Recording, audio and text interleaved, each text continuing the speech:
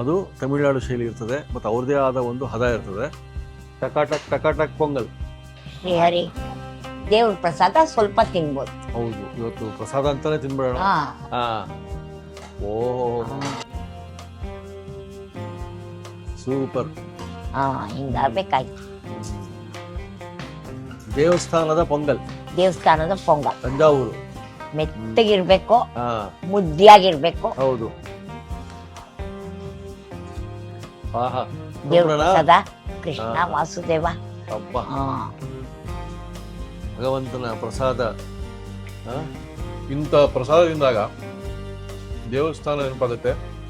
ಭಕ್ತಿ ಭಾವ ಮನದಿ ಮೋಡಿ ಮಾಡಿದೆ, ವರುಷ ವರುಷ ಹರುಷ ತಂದಿದೆ ಅಂತಲ್ಲ, ಹಂಗೆ ಪ್ರತಿ ಹಬ್ಬಕ್ಕೂ ಹರುಷ ತರುವಂತಹ ಒಂದು ತಿನಿಸುಗಳು ಇವೆಲ್ಲ. ಹೌದು.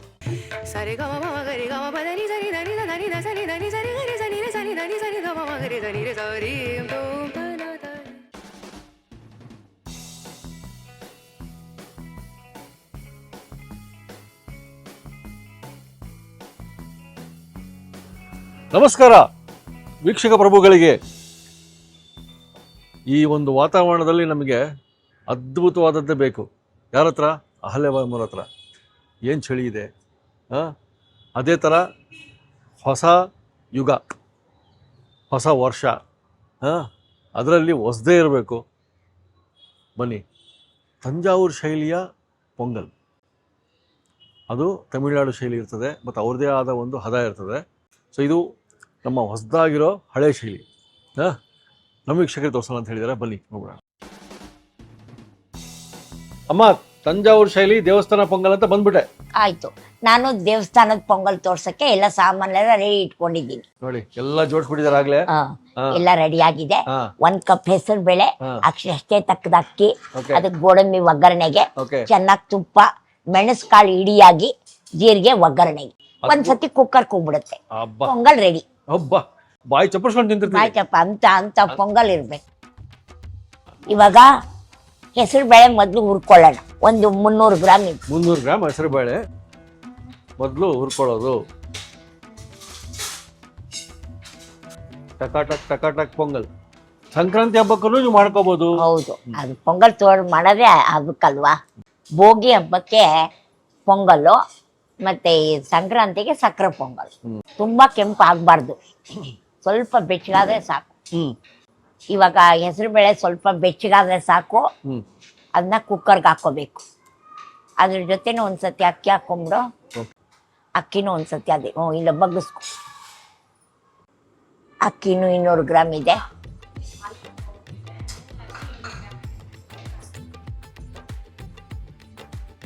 ಅಕ್ಕಿ ಬಿಸಿ ಆಗಿದ್ರೆ ಸಾಕು. ಬರ್ತಿ ಹಾಕ್ಬಿಡಮ್ಮ. ಹಾ, ಬಿಸಿ ಆಯ್ತು.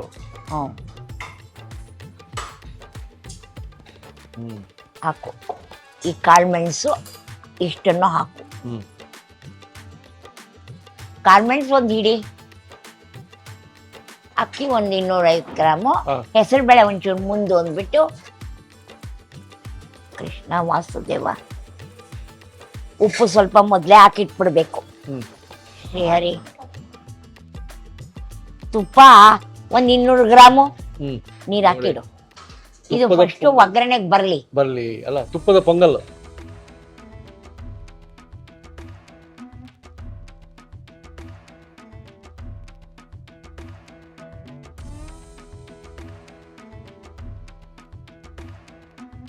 ಎರಡು ಪಾವು ಸಾಮಾನು ಇದೆ ಅದ್ರೊಳಗೆ.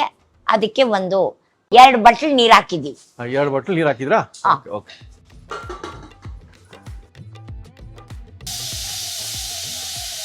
ಎರಡು ಸತಿ ಕೂಗ್ರೆ ಸ್ವಲ್ಪ ಮೆತ್ತಗಾಗತ್ತೆ ಅಂತ ಡಬಲ್ ಸತಿ ಕುಕ್ಕರ್ ಕೂಗ್ಸಿದೀವಿ.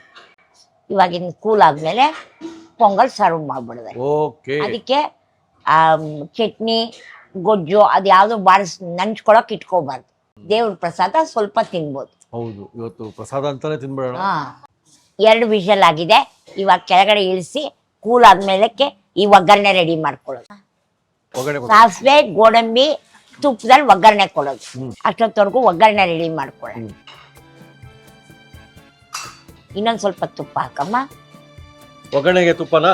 ಒಗ್ಗರಣೆಗೆ ಇನ್ನು ಸ್ವಲ್ಪ ತುಪ್ಪ. ಎಸ್. ತಿರ್ಗಾ ಮೇಲ್ಗಡೆ ಇನ್ನೊಂದು 100-150 ಗ್ರಾಮ್ ತುಪ್ಪ ಹಾಕೋಬೇಕು. 1 ಟೀ ಸ್ಪೂನು ಸಾಸಿವೆ, 1 ಟೇಬಲ್ ಸ್ಪೂನು ಜೀರಿಗೆ,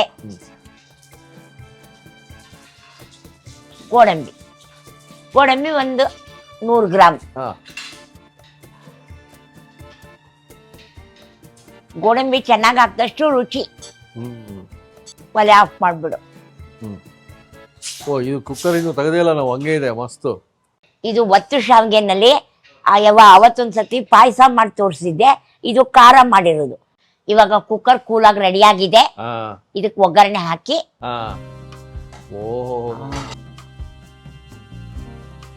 ಸೂಪರ್. ಹಿಂಗಾಗ್ಬೇಕಾಯ್ತು. ದೇವಸ್ಥಾನದ ಪೊಂಗಲ್ ತಂಜಾವೂರು. ಇಷ್ಟು ಹಿಂಗೆ ಬರ್ಬೇಕಲ್ಲ, ಹಿಂಗೆ ಬರ್ಬೇಕು, ಹಿಂಗೆ ಇರ್ಬೇಕು. ಕರೆಕ್ಟ್ ಹಿಂಗೆ ಸಿಗತ್ತೆ ನಮ್ಗೆ ದೇವಸ್ಥಾನದಲ್ಲಿ. ಮೆತ್ತಗಿರ್ಬೇಕು, ಮುದ್ದಿಯಾಗಿರ್ಬೇಕು. ಹೌದು, ನೀರ್ ಇರ್ಬಾರ್ದು. ಇವಾಗ ಒಗ್ಗರಣೆ ಅದಕ್ಕೆ ಹಾಕ್ಬಿಡೋದು. ಒಗ್ಗರಣೆ ಹಾಕ್ಬಿಡೋದ? ಅದು ತುಪ್ಪದ ಒಗ್ಗರಣೆ.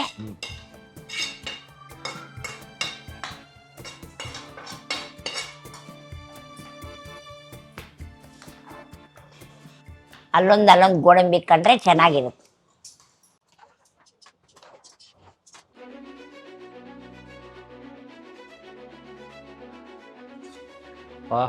ದೇವ್ರ ಪ್ರಸಾದ. ಕೃಷ್ಣ ವಾಸುದೇವ. ಅಬ್ಬಾ, ಭಗವಂತನ ಪ್ರಸಾದ. ದೇವರೇ ಖುಷಿ ಆಗ್ಬೇಕು, ಹಂಗಿದೆ ಅದು. ಹರಿಸ್ಬೇಕು ಆ ತರ ಒಂದು ಪ್ರಸಾದ. ಅದು ಪ್ರಸಾದದ ಮುದ್ದೆ ಟೆಕ್ಸ್ಚರ್ ಕರೆಕ್ಟ್ ಆಗಿ ಬಂದಿದೆ. ಹೌದು, ಟೆಕ್ಸ್ಚರ್ ಕರೆಕ್ಟ್ ಆಗಿ ಬಂದಿದೆ. ಇದು ತಂಜಾವೂರು ಶೈಲಿಯ ಪೊಂಗಲ್. ಇದನ್ನ ಹಬ್ಬಕ್ಕೂ ಮಾಡಿಕೊಂಡು ಖುಷಿಯಾಗಿ ಹಬ್ಬನ ಆಚರಿಸಿ.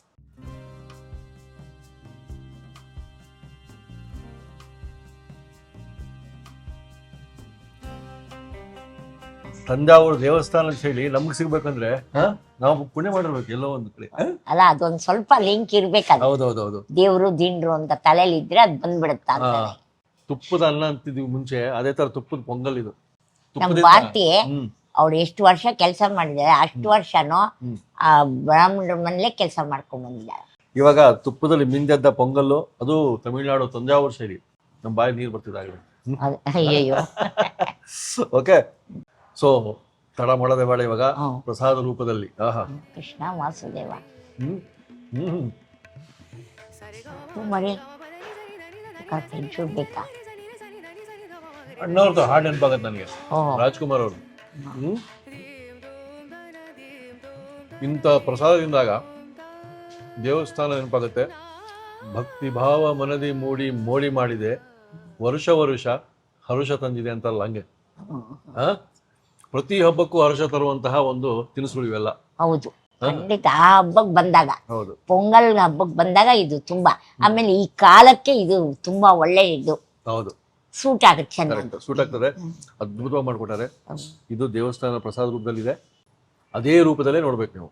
ಹೌದು, ಹಾಕಿರೋ ಇಂಗ್ರೀಡಿಯೆಂಟ್ಸ್ ನ. ಸೊ ಮುಂದಿನ ಸಂಚಿಕೆ ಮತ್ತೆ ಸಿಗೋಣಮ್ಮ, ಇನ್ನೊಂದು ರೆಸಿಪಿ ಒಟ್ಟಿಗೆ. ಸಬ್ಸ್ಕ್ರೈಬ್ ಮಾಡಿದಿರೋರು ಸಾಕಷ್ಟು ಜನ ಇದ್ದೀರಿ, ವಿಡಿಯೋ ನೋಡ್ತೀರಾ, ಲೈಕ್ ಮಾಡ್ತೀರಾ, ಬಟ್ ಸಬ್ಸ್ಕ್ರೈಬ್ ಮಾಡಿ. ಮತ್ತೆ ಸಿಗೋಣ, ನಮಸ್ಕಾರ. ಆಯ್ತು.